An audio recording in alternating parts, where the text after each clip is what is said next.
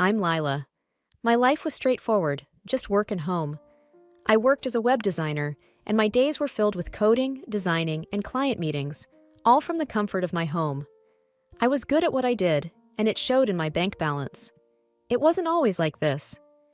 A year ago, my life was a mess after a horrible breakup. I had sworn off relationships, focusing only on work. But then, I met Ethan at a friend's party. Ethan came up to me with a simple, "Hi, I'm Ethan. You're Lila, right?"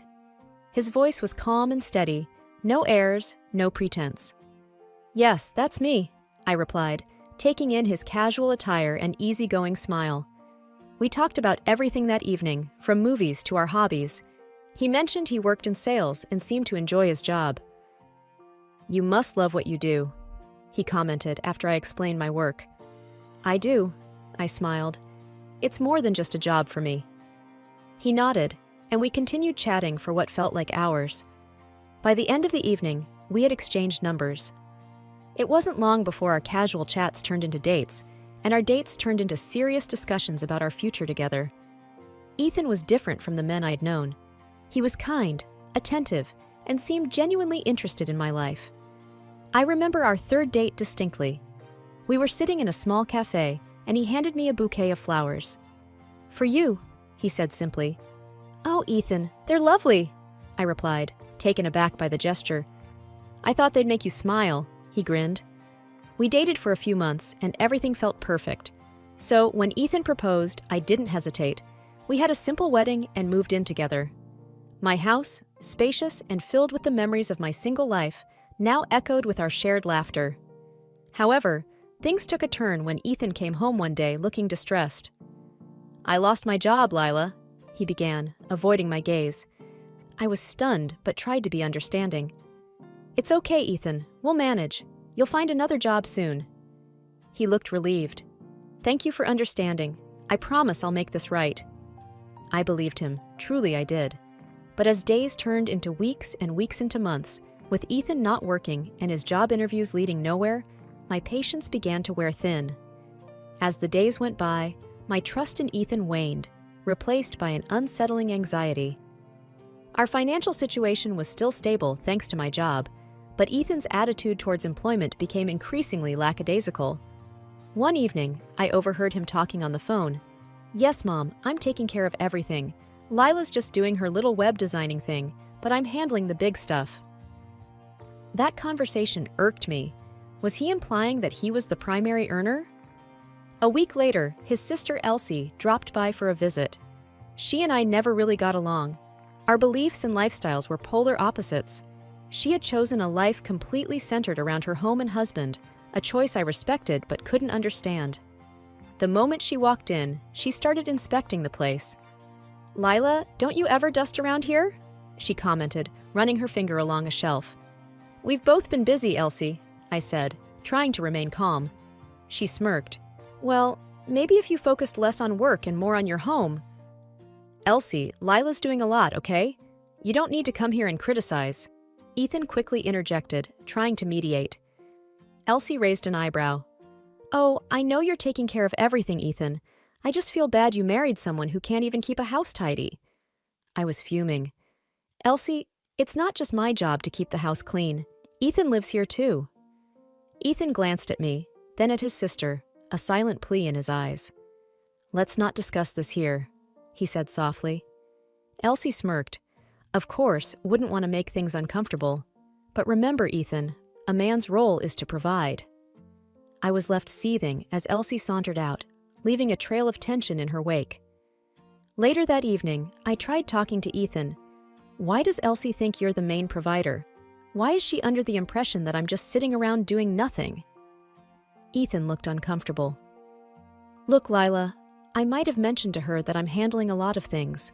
I didn't want her or Mom thinking less of me because I'm not working." "That doesn't give you the right to belittle my contribution, Ethan. We're supposed to be a team," I replied, frustration evident in my voice. Ethan sighed. "I'm sorry, Lila. I'll clear things up with Elsie and Mom. Please give me some time." The days that followed were full of tension.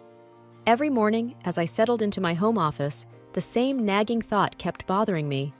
Was Ethan being truthful? How much more was he keeping from me? It was one evening, as I sat down to pay some bills, that I noticed something off. A hefty amount had been transferred monthly from our joint account to an unfamiliar one. Curiosity piqued, I decided to dig deeper. I approached Ethan as he lounged on the couch. "Hey, I noticed some transfers from our account. Do you know anything about it?" Ethan looked up, startled. "Oh, yeah, that's just some money I've been sending to Mom to help her out." I raised an eyebrow. "Help her out? With what? And why didn't you tell me?" He hesitated. "Well, she has some expenses, and since I'm not working, I thought I'd support her with our savings." I was taken aback. "Ethan, that's our money. We should be discussing these things together. It's a considerable amount." Ethan looked away. "I didn't think it was a big deal, Lila. She's family." Frustration bubbled up. "But so am I. Why didn't you talk to me about this?" I didn't want you to worry," he muttered. My voice began to tremble with anger. "Ethan, keeping secrets, especially about money, isn't right. We made a commitment to each other. This isn't how it's supposed to work." He sighed. "I know, Lila. I didn't want to feel useless. I wanted to at least do something for my family since I can't for ours right now." I looked at him, tears in my eyes. "But you are doing something. You're sharing your life with me. We need trust and transparency. Without that, what do we have?" Ethan lowered his gaze. "I'm sorry, Lila. I messed up." I took a deep breath. "We need to fix this, Ethan, starting with being honest about everything." He nodded, looking genuinely remorseful. "I promise, no more secrets." But as the night wore on and I lay in bed, I couldn't shake off the feeling of betrayal. In the wake of our last conversation, things felt even more strained between Ethan and me. Though he promised transparency, my own curiosity led me on a path to uncover the depth of his deception. One evening, as Ethan went out under the guise of another job seminar, I decided to do a little detective work. Going through our financial statements, I traced back every transaction to his mother's account. The sums were large, far more than one would need for general assistance. I picked up my phone and called my friend Jane, who worked at a bank. "Hey, Jane, I need a favor," I began, hesitating. "Can you help me look into an account? I think something's off." There was a pause on the other line before Jane replied, "Lila, you know that's not exactly legal." "I know, but I'm desperate," I admitted. "I promise, I won't get you in trouble." After hearing my story, Jane hesitated for a moment and then said, "Okay, send me the account number. I'll see what I can do." A day later, she called me back with information that confirmed my suspicions. "Lila," Jane began, her voice low, "the money Ethan's sending to his mother? It's not just sitting there. It's being funneled into an investment account, and the amounts are substantial." My heart sank. "Investment account?" "Yes, and the worst part is, it's under both his mother's and his name." I was speechless. Not only was he giving away our savings, but he was also making investments without informing me. "Jane, thank you," I managed, my voice breaking. "I'm so sorry, Lila," she replied. I sat in our living room, the weight of betrayal pressing down on me. How could he? When Ethan returned later that evening, I confronted him, papers scattered all over our coffee table. "Ethan, we need to talk." He took one look at the bank statements and paled. "Lila?" "Why, Ethan, why did you lie to me?" I demanded. Ethan swallowed hard. Mom convinced me it was a good investment. She said we'd double our money in no time. I thought I was doing it for us." "But it's our money, Ethan," I exclaimed. "You can't make decisions like this on your own. We're supposed to be partners." He sat down, defeated. "I know. I messed up. I thought I could surprise you, show you I was contributing." I shook my head, tears streaming down my face. By lying? By betraying my trust? Ethan looked away, guilt evident in his eyes. "I'm sorry, Lila. I should have talked to you." The truth was out, but the damage was done. Could our relationship withstand the strain of so many lies? The atmosphere in the house was as cold and quiet as a winter morning. After uncovering Ethan's deceit, I was determined to keep my composure, but I found myself rattled whenever I remembered the mistruths. Ethan, on the other hand, seemed to be avoiding the topic entirely. Just as I sat down at my computer, the front door burst open. Before I could react, Lydia, Ethan's mother, and Elsie stormed into the living room. "You shameless woman!" Lydia's voice cut through the air.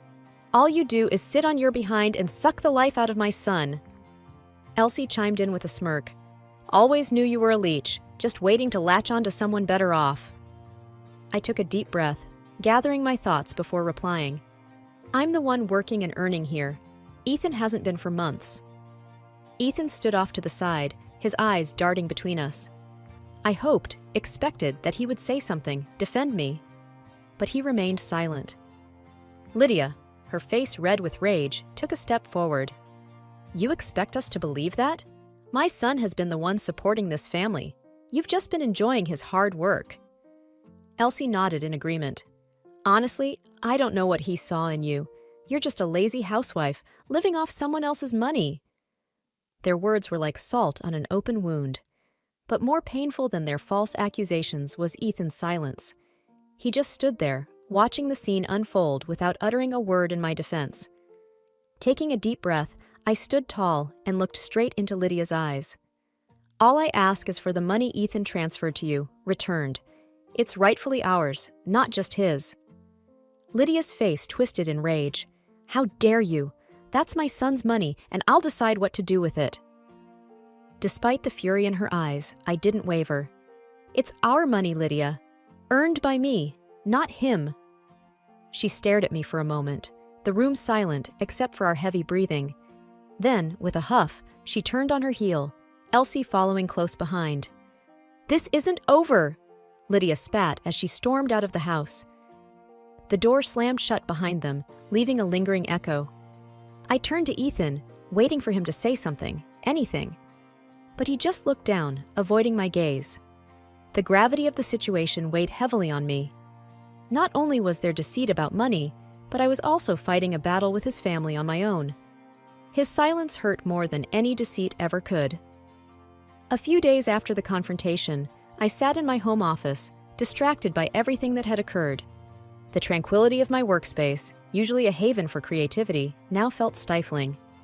Taking a sip from my coffee, I pondered on how to reclaim my dignity and pride. The first step was clear. I accessed my online bank, scrutinizing every transaction, noting down each suspicious transfer.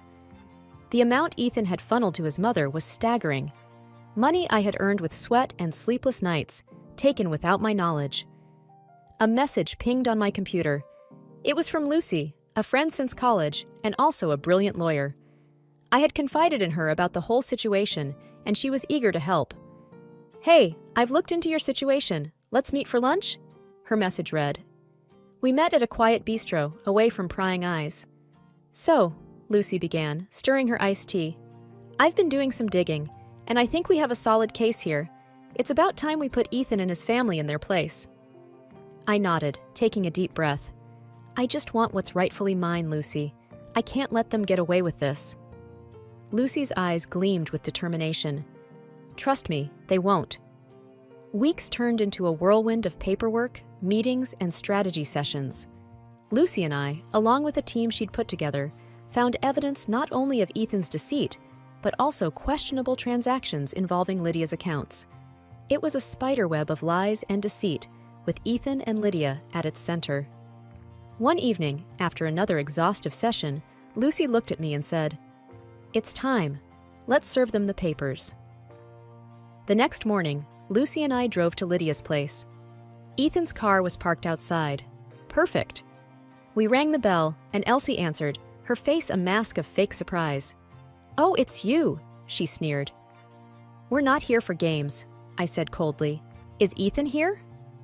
Before Elsie could reply, Ethan emerged from the living room. His confident smirk vanished as Lucy handed him an envelope. "You're being sued," she said crisply. "For fraud and theft.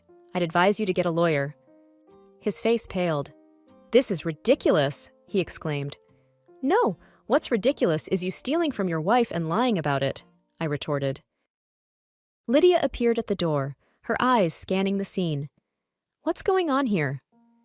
"You might want to read this too," Lucy said, handing her another envelope. As Lydia read the documents, her face went from smug to horrified. "You can't do this." I stood tall, all the pain and humiliation fueling my resolve. "I can, and I am. See you in court." Walking away from that house, with Lucy by my side, I felt a weight lifted. It wasn't about revenge. It was about justice. It was about standing up for myself when others tried to push me down. It was about reclaiming my power. And it was served cold. As the days drew closer to our court date, I braced myself for the inevitable backlash.